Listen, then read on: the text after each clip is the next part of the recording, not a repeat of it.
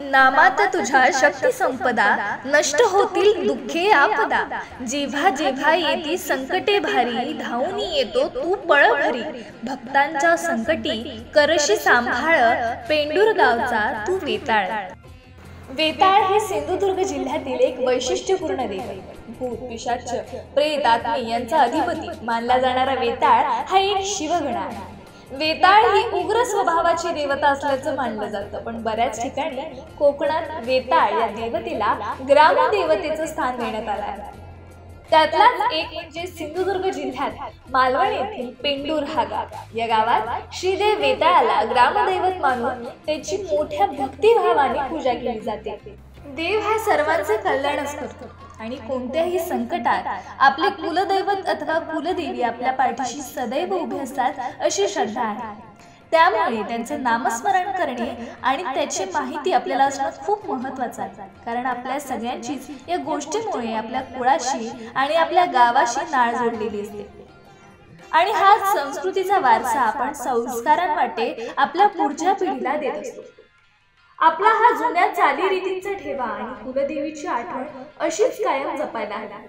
देवभूमी या विशेष कार्यक्रमात आज आपण पाहणार आहोत अशीच परंपरांची ठेव जपून सिंधुदुर्ग जिल्ह्यातील मालवण पेंडूर येथील 14 दिवस साजरा केला जाणारा एक मोठा व आगळा वेगळा उत्सव मांड उत्सव व श्री देव वेताळाची विशेष आख्यायिका।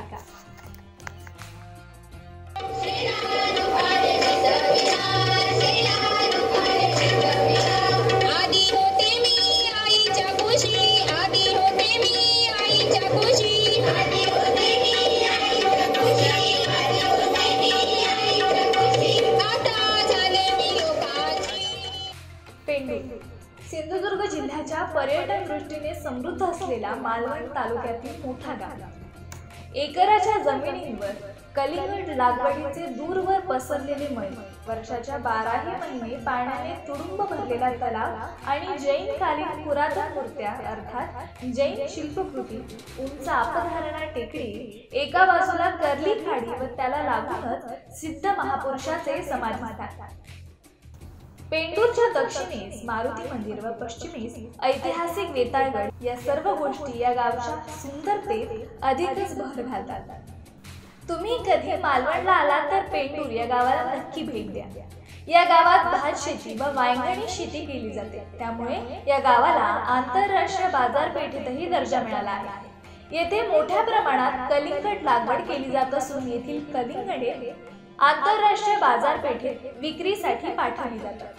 पेंडूर हे गाव मालवण तालुक्यापासून 22 किलोमीटर व कट्टा बाजारपेठ पासून अवघ्या 3 किलोमीटर अंतरावर वसलेले आहे।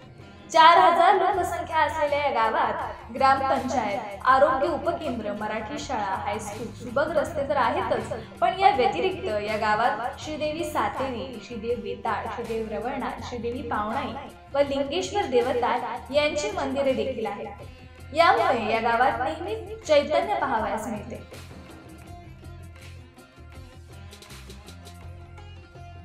श्रीदेव वेताळाचा महिमा अगाध आहे। चुकलेल्यांना मार्ग दाखवणारा, सर्वांचं रक्षण करता, नवसाला पावणारा, आकेला धावणारा अशी त्याची ख्याती दूरवर पसरलेली आहे। त्यामुळे श्रीदेव वेताळाचे दर्शन घेण्यासाठी शेजारील राज्ये कर्नाटक, गोवा तसेच मुंबई, पुणे, नाशिक, सिंधुदुर्ग जिल्ह्यातील पंचक्रोशीतील लाखो भाविक येतात। श्रीदेव वेताळ हा आपल्या भक्तांना अभय देणारा आहे, सुख सौख्य समृद्धी प्रदान करून रक्षण करणारा आहे। त्यामुळे मी सर्वांना सांगेन, वेताळ भक्ती मनुजा करावी, वेताळ कीर्ती श्रवणी भरावी, वेताळ पायी मन स्थिर व्हावे, वेताळ नामे जग उद्धारावे। पेंडूर गावच्या मध्यावर श्रीदेव वेताळाचे भव्य दिव्य असे मंदिर आहे। 1995 ते 2005 या कालावधीत मंदिराची पुनर्बांधणी करण्यात आली। मंदिराचे सुशोभीकरण करण्यात आले। सद्यस्थितीत अतिशय सुंदर असा मंदिर परिसर असून मंदिर परिसरात 4 भव्य प्रवेशद्वार आहेत। मंदिराच्या शेजारी एक छोटं वसतिगृह देखील आहे। मंदिराच्या समोर 2 दीपस्तंभ व तुळशी वृंदावन असल्याने मंदिर परिसर अधिकच खुलून दिसतो।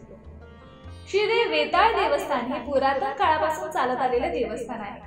श्रीदेव वेताळ मंदिराची रचना आधुनिक पद्धतीने केली असून मंदिराचा मुख्य गाभारा म्हणजे पाषाण, सभा मंडप म्हणजे महत्व, सदर म्हणजे सभागृह, महत्व आणि सदर यामध्ये पायरी, अर्थात सांगायचं म्हणजे सदर, पायरी, महत्व आणि पाषाण अशी मंदिराची सुबक नक्षीकाम करून रचना केलेली पाहावयास मिळते. मंदिरात प्रवेश केल्यावर मन मोहून टाकणारं प्रसन्न वातावरण अनुभवायला मिळतं. मंदिराच्या आत प्रवेश केल्यावर मन मंत्रमुग्ध होऊन जातं. मंदिराच्या मुख्य गाभाऱ्यात श्रीदेव वेताळाची उभी पाषाणी मूर्ती आहे.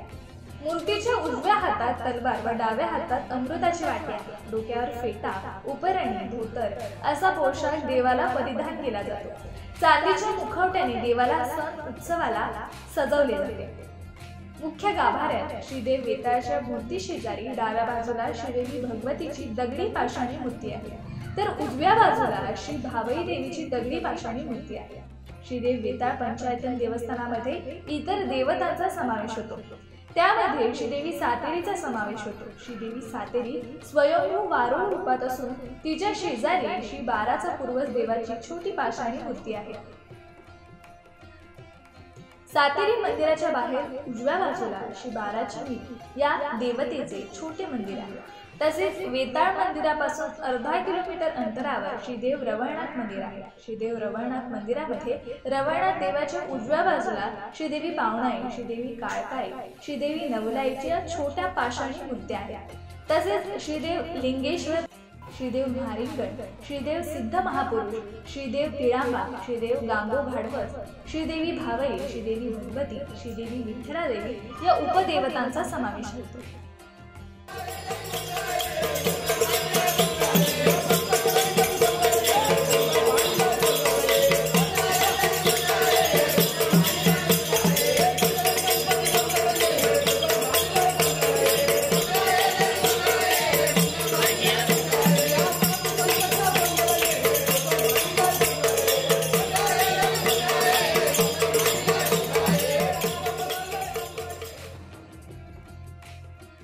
श्रीदेव वेताळ मंदिरात गुढी पाडवा, श्रीदेव वेताळ वर्धापन दिन, बेसरूळ, श्रावणी सोमवार, नारळी पौर्णिमा, भावई नाचवणी, दसरोत्सव, त्रिपुरारी पौर्णिमा, दीपोत्सव, वार्षिक जत्रोत्सव, देव दिवाळी, 5 दिवसाचा शंभोत्सव, होळी पौर्णिमा यासारखे अनेक सण मोठ्या उत्साहात साजरे केले जातात.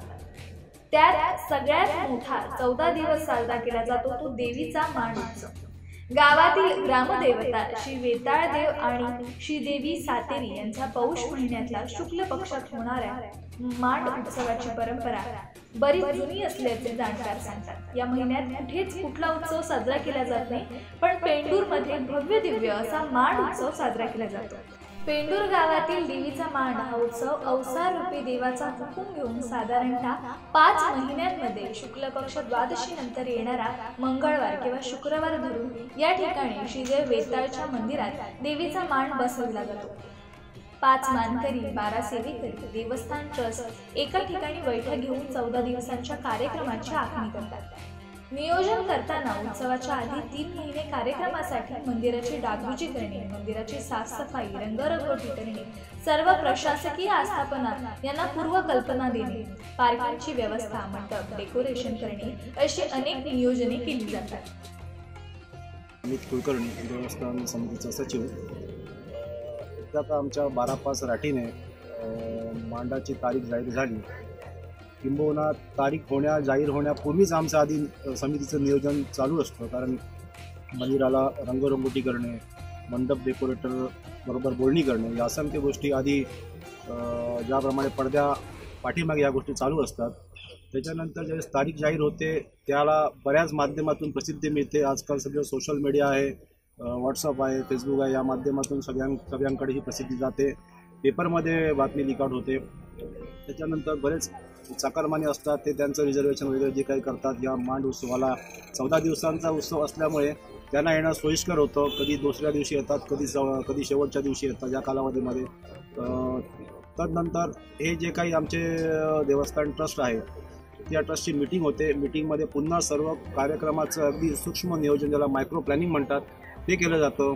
एक समिती, प्रत्येक गोष्टीची समिती गठन केली जाते आणि त्या समितीमार्फत पार्किंग नसेल, तुमच्या पुढच्या व्यवस्था असतील, मंडप असतील, या सगळ्या व्यवस्थेमार्फत त्या कमिटीमार्फत त्याचं नियोजन, सूत्रबद्ध नियोजन केलं जातं. आणि जेणेकरून नियोजनापाठीमागे उद्देश हा असतो की भाविकांना कुठल्याही पद्धतीचा त्रास होऊ नये, अगदी नीटनेटकीपणे सुटसुटीतपणे सगळ्यांना देवदर्शन व्हावं, कुठेही रहदारीचा त्रास होऊ नये, कायदा सुव्यवस्थेचा भंग होऊ नये, या दृष्टीने सर्व कार्यकर्ते, सर्व पदाधिकारी, सर्व ग्रामस्थ, सर्व 12-5 राठीचे जे काही सगळे माणसं असतील ती सर्वजण राबतात. आणि इव्हन बाकीचे जी ग्रामस्थ असतात, जी 12-5 राठीमध्ये नाही आहेत तरी पण जी गावामध्ये आहेत, ती संपूर्ण या उत्सवासाठी आपापल्या परीने योगदान देत असतात. अशा देवस्थान समितीच्या वतीने मी संपूर्ण भाविकांना शुभेच्छा देतो. त्यांचं मी इथे येऊन देवदर्शन घेतल्याबद्दल मनपूर्वक आभार व्यक्त करतो.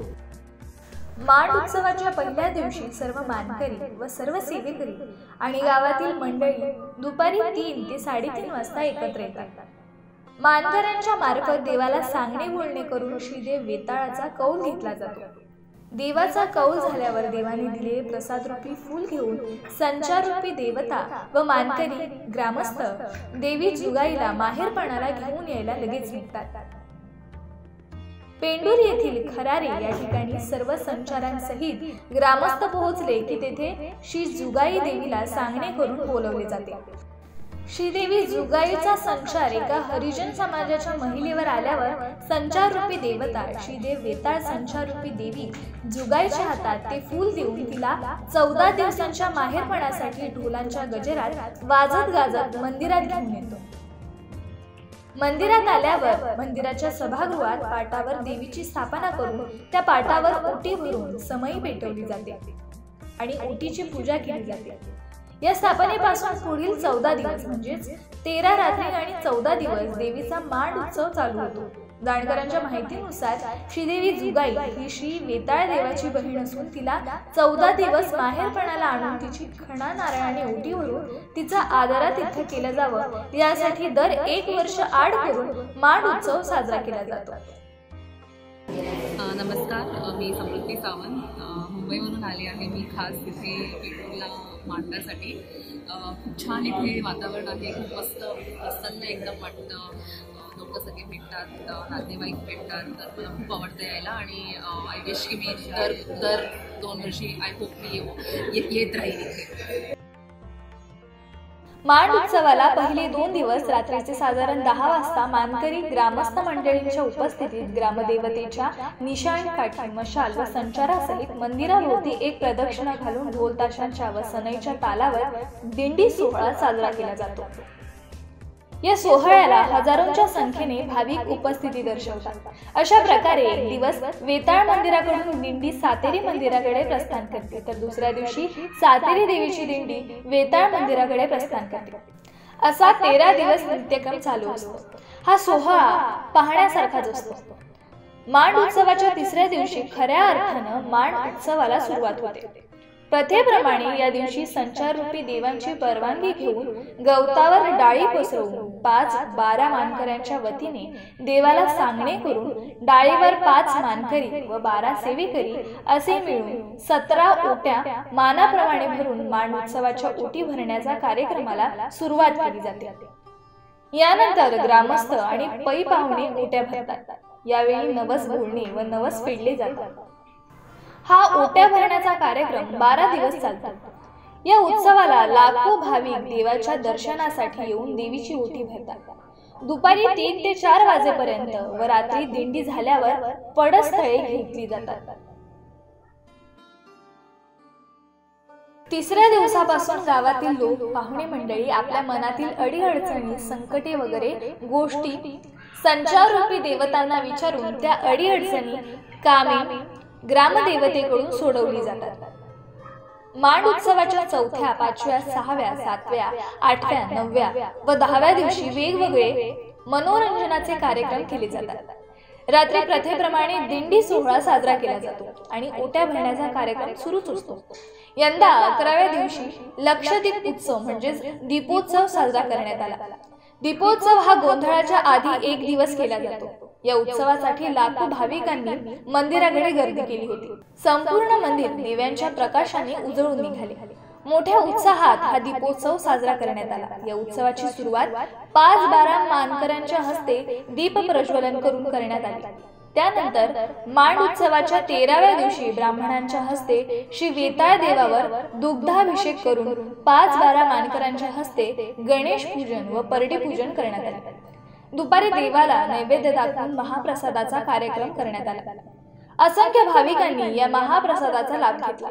रात्री गोंधळाला सुरुवात करण्यात आली. गोंधळांनी देवीची पूजा मांडली. 5-12 मानकऱ्यांनी मानाप्रमाणे मशालीत तेल ओतून देवीचा उदो केला. यावेळी संचारासहित निशाण काठी, मशाल व ढोल ताशांच्या गजरात फटाक्यांच्या आतिषबाजीने दिंडी सोहळा साजरा करण्यात आला. त्यानंतर देवीच्या दर्शनासाठी मशालीत तेल घालण्यासाठी भाविकांनी गर्दी केली. दर्शनासाठी लांबच्या लांब रांगा लागल्या. दर्शन रांगा झाल्यावर गोंधळी रात्री उशिरा देवीची कथा सांगतात आणि सकाळी पहाटेला गोंधळाची सांगता केली जाते. 14व्या दिवशी दुपारी 3च्या सुमारास मानकरी गावकरी मंदिरात एकत्र जमून संचारांना हाक मारतात. घाडी सेवेकरी परडी भरतात. श्री जुगाई संचार रूपी देवी मानाप्रमाणे ओटीचे नारळ 5-12 मानकरी व सेवेकरी यांना देते. त्यानंतर घाडी सेवेकरी डोक्यावर परडी उचलून घेतो व राऊळ मांड उत्सवाच्या समाप्तीचे सांगणे करून मांडाला प्रदक्षिणा घालून संचारूपी देव निशाण काठीसह कर्ली नदीच्या खाडी पात्रात परडी विसर्जनासाठी जातात. यावेळी देवांसोबत असंख्य भाविकही जातात. परडीचे विसर्जन केल्यावर देव स्नान करून विसावा घेतात. अशा प्रकारे 14 दिवसीय मांड उत्सवाची सांगता होते. नमस्कार, मी देवस्थानतर्फे सगळ्यांचे आभारी आहोत.